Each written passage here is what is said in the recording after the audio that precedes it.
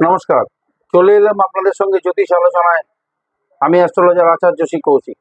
আজকে আলোচনা করব শনির পরিবর্তন ঘটছে আগামী 13ই জুলাই থেকে। আগামী 13ই জুলাই শনি মীন রাশিতে বক্রি হচ্ছে এবং 28শে নভেম্বর পর্যন্ত এই বক্রি অবস্থায় শনি কিন্তু থাকবে। এই মীন রাশিতে শনি বক্রি হচ্ছে, বৃষ রাশির ওপর কি কি প্রভাব পড়তে চলেছে বিভিন্ন ক্ষেত্রে, তার ফল বিস্তারিত আমি আলোচনা করব। মীন রাশি বৃষ রাশির জন্য কিন্তু একাদশ ভাব। এই একাদশ ভাবে শনি অবস্থান করছে। এর সাথে সাথে মনে রাখতে হবে যে এই একাদশ ভাবে যখন শনি অবস্থান করছে, শনি নবম এবং দশম ভাবের অধিপতি, অর্থাৎ এই দশম ভাবের ফলও কিন্তু দেবে, নবম ভাবের ফলও কিন্তু শনি দেবে। শনির তিনটে দৃষ্টি আছে, শনির তৃতীয় দৃষ্টি আছে, সপ্তম দৃষ্টি এবং দশম দৃষ্টি। তৃতীয় দৃষ্টি পড়ছে আপনার রাশিতে, বৃষ রাশির উপর শনি দৃষ্টি দিচ্ছে মীন রাশি থেকে তৃতীয় ভাবে। সপ্তম দৃষ্টি পড়ছে আপনার পঞ্চম স্থান কন্যা রাশিতে, সপ্তম দৃষ্টি শনি দিচ্ছে, এবং দশম দৃষ্টি দিচ্ছে শনি আপনার অষ্টম ভাব ধনু রাশিতে। তার কি ফল পেতে পারে বৃষ রাশি, সেই বিষয়ে বিস্তারিত আলোচনা আমি করব। একাদশ ভাব হচ্ছে বড় লাভ, ইচ্ছে পূরণ,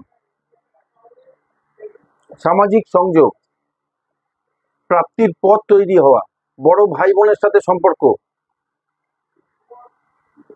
সহযোগিতার দিক।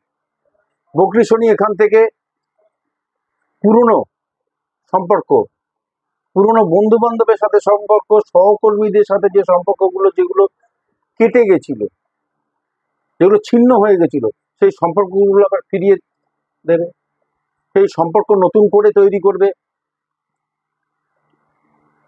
যে সমস্ত প্রজেক্ট আটকে ছিল, কাজ যেগুলো আটকে ছিল, পেন্ডিং পড়েছিল, যে সমস্ত কাজ আটকে ছিল, পেন্ডিং পড়েছিল, সেই কাজ ইনভেস্টমেন্টের জায়গা যেগুলো বন্ধ হয়েছিল,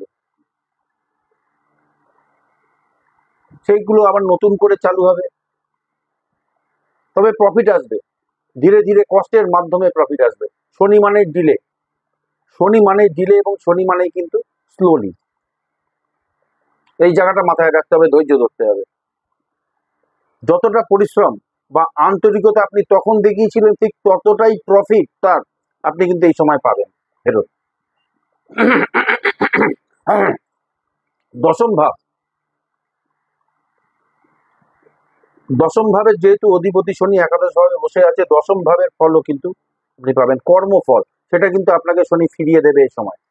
কর্মের ফলটা কিন্তু আপনাকে ফিরিয়ে দেবেন, যেহেতু শনি দশম ভাবের অধিপতি।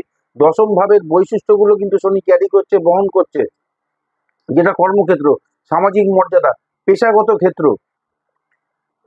ক্ষেত্রে যে আপস অ্যান্ড ডাউন, এগুলোকে নির্দেশ করছে। এই সময় কর্মক্ষেত্রে হায়ার অথরিটি বা সহকর্মীদের সঙ্গে মতবিরোধ, অশান্তি আবার নতুন করে মাথাচাড়া দিতে পারে, নতুন করে দেখা দিতে পারে, শুরু হতে পারে। পুরনো কোনো চাকরির অফার যেটা আপনি ছেড়ে দিয়েছিলেন বা যেখানে চাকরি করছিলেন অন্য জায়গায় জয়েন করেছিলেন, সেই পুরনো চাকরির অফার আপনি পেতে পারেন এ সময়। আবার পুরনো জায়গাটা আবার ফিরে আসতে পারে। শনি পুরনোকে ফিরিয়ে দেওয়া, এই জায়গাটা কিন্তু শনি ওখান থেকে করবে।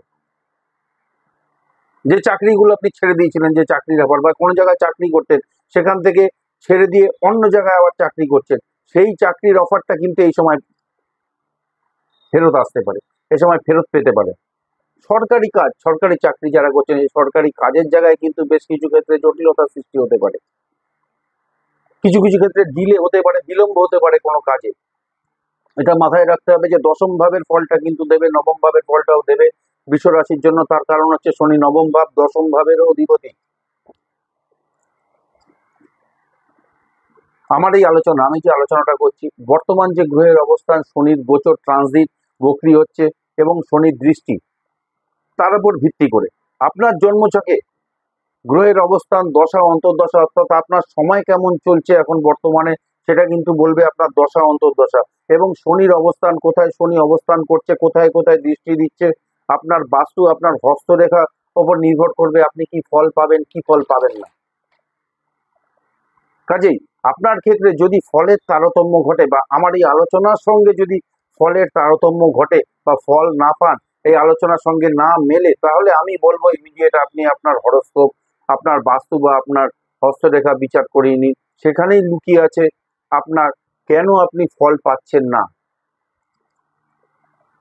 যেহেতু শনি আপনার নবম ভাবের অধিপতি, আমি আগেই বলেছি, সেই নবম ভাবের ফলটা কিন্তু আপনি পাবেন, যেমন উচ্চশিক্ষা, হায়ার স্টাডিজ, ধর্মীয় ভাবাবেগ, পিতার সাথে সম্পর্ক, পিতার স্থান, নবম ভাব হচ্ছে পিতৃভাব, পিতার সাথে সম্পর্ক, পিতার স্থান, ধর্মীয় ভ্রমণ, এগুলোর ফল আপনি কিন্তু পাবেন। শনির দৃষ্টি আপনার রাশিতে পড়ছে, ফলে মনোবল, আত্মপরিচয়, নিজেকে নির্দেশ, রাশি হচ্ছে আমার আত্মপরিচয়, আমি নিজে, এগুলোকে নির্দেশ করবে, শরীরটাকে নির্দেশ করবে, আমার শরীরকে নির্দেশ করবে, আমার মাইন্ড, মনোবলটাকে নির্দেশ করবে, মনোবলটা কেমন থাকবে, মাইন্ড পাওয়ার কেমন থাকবে, নিজের উপর আত্মবিশ্বাস, কনফিডেন্স কমে যেতে পারে এই সময় শনির দৃষ্টি থাকবে, মানসিক অবসাদ, মেন্টাল অ্যাংজাইটি, মেন্টাল উদ্বেগ, এইগুলো বাড়বে, এগুলো আসতে পারে, মাইন্ডে শরীরে অবসন্ন ভাব দেখা যেতে পারে, ক্লান্তি আসতে পারে, অলসতা বাড়তে পারে, এইগুলো করাবে। যেগুলো শনির কার্যকারিতা, যেগুলো শনি, যেগুলো কারকতা, সেই শনি কিন্তু সেই কারকতাগুলো এখান থেকে আপনাকে দেবে রাশিতে দৃষ্টি দেওয়ার ফলে। এখান থেকে বেরোতে মেডিটেশন আপনার জন্য খুব ভালো হবে। নিয়মিত মেডিটেশন করুন, 15 মিনিট, 20 মিনিট, 10 মিনিট আস্তে আস্তে করতে থাকুন। কন্যা রাশি আপনার পঞ্চম ভাবে শনির দৃষ্টি পড়ছে, শনির দৃষ্টি কন্যা রাশিতে থাকছে, যেটা বৃষ রাশির জন্য পঞ্চম ভাব হচ্ছে। তাই বুদ্ধিমত্তা, প্রেম, সন্তান সমস্যা, সৃজনশীলতা, ক্রিয়েটিভিটি, এই জায়গাটা কিন্তু থাকবে, পঞ্চম ভাব থেকে এই জায়গাটা আসবে, এগুলোকে নির্দেশ করছে। তাই স্টুডেন্টদের ক্ষেত্রে ক্রিয়েটিভিটি বা চিন্তা ভাবনার ক্ষেত্রে কিন্তু সমস্যা আসতে পারে, কিছু সমস্যা ক্রিয়েট হতে পারে। শনি কিন্তু এই জায়গাটাতে অবস্ট্যাকল করবে, বাধা দেবে, অবস্ট্রাক্ট করে দেবে, কিন্তু এই জায়গাটাকে কিন্তু আটকে দেবে। পরিশ্রম বেশি করলে তবে কিন্তু সাফল্য আসবে। স্টুডেন্টদের ক্ষেত্রে এই জায়গাটা তাদের ক্রিয়েটিভিটির জায়গা, এই জায়গাটা এবং চিন্তা ভাবনার স্তরটাকে কিন্তু সমস্যা আসবে, এই চিন্তা ভাবনা এবং ক্রিয়েটিভিটির জায়গাটা কিন্তু সমস্যা তৈরি হবে। পুরনো প্রেম, পঞ্চম ভাব, পুরনো প্রেম কিন্তু ফিরে আসতে পারে, দীর্ঘদিন ধরে সংযোগ ছিল না বা বন্ধ হয়েছিল, যোগাযোগ বন্ধ ছিল, সেই জায়গাটা কিন্তু পুরনো প্রেম ফিরে আসতে পারে এই সময়। সন্তান প্রাপ্তি, সন্তান প্রাপ্তির চেষ্টা যারা করছেন, সন্তান প্রাপ্তি তাদের হবে, তবে বাধা বিঘ্নের মধ্যে দিয়ে ডিলে হবে, দেরি হবে। শনিদেব ধনু রাশিতে শনিদেবের দৃষ্টি রয়েছে, এটা আপনার অষ্টম ভাব হচ্ছে, শনির দশম দৃষ্টি ধনু রাশিতে রয়েছে, আপনার অষ্টম ভাব। হঠাৎ পরিবর্তন, হঠাৎ কোনো চেঞ্জ, হঠাৎ কিছু পাওয়া, উত্তরাধিকার, অজানা কোনো ভয় আপনাকে নিয়ন্ত্রণ করতে পারে, গোপন কোনো তথ্য ফাঁস হতে পারে, সিক্রেট কোনো তথ্য এগুলো ফাঁস হতে পারে, ইন্স্যুরেন্স, ট্যাক্সের সমস্যা বা কোনো মৃত আত্মীয়ের সম্পত্তির বিষয় সামনে আসতে পারে অষ্টম ভাব থেকে। যেটা মুখ্য বিষয়, সার্বিকভাবে বলতে গেলে শরীর স্বাস্থ্য দিক থেকে ক্লান্তি, মানসিক অবসাদ, মেন্টাল অ্যাংজাইটি, উদ্বেগ, ঘুমের সমস্যা, এগুলো দেখা যেতে পারে এই সময় বৃষ রাশির ক্ষেত্রে। কেরিয়ারের ক্ষেত্রে বলবো, পুরনো কর্মের সুযোগ ফিরে পেতে পারেন, যে কাজের সুযোগ আপনি ফিরিয়ে দিয়েছিলেন, ছেড়ে দিয়েছিলেন যে কাজ, সেখান থেকে আবার আপনি ডাক পেতে পারেন, ফেরত আসতে পারে সেই সুযোগ। হায়ার অথরিটির সাথে সম্পর্ক ভালো রাখুন, কর্মক্ষেত্রে পলিটিক্স থেকে নিজেকে দূরে সরিয়ে রাখুন, সাকসেস পাবেন। আর্থিক বিষয়ে লাভ হবে, তবে যথেষ্ট ধৈর্য ধরতে হবে। ইনভেস্টমেন্টের ক্ষেত্রে যথেষ্ট সতর্কতা মেনে এই সময় কিন্তু ইনভেস্ট করতে হবে, না হলে কিন্তু প্রবলেম ক্রিয়েট হবে, সমস্যা তৈরি হবে। বিবাহিত জীবনে বিশ্বাসের ক্ষেত্রে কোনো চ্যালেঞ্জ তৈরি হতে পারে, এই জায়গাটা মাথায় রাখতে হবে। বিবাহিত জীবনে, পারিবারিক ক্ষেত্রে, কনজুগাল লাইফের ক্ষেত্রে একটা বিশ্বাসের জায়গাটায় কিন্তু চ্যালেঞ্জ তৈরি হতে পারে। নিজেকে ঠিক রেখে বিশ্বাস গড়ে তুলুন, ভালো ফল পাবে, যথেষ্ট ভালো ফল পাবেন। স্পিরিচুয়ালিটি, নবম ভাবে শনি বক্রি হচ্ছে, স্পিরিচুয়ালিটি, ধর্মীয় আবেগটা একটা বাড়বে, ধর্মীয় ভাবাবেগটা বাড়বে, তার ফলে যেমন গুরুস্থানীয় ধর্মীয় ভাবাবেগ বাড়বে।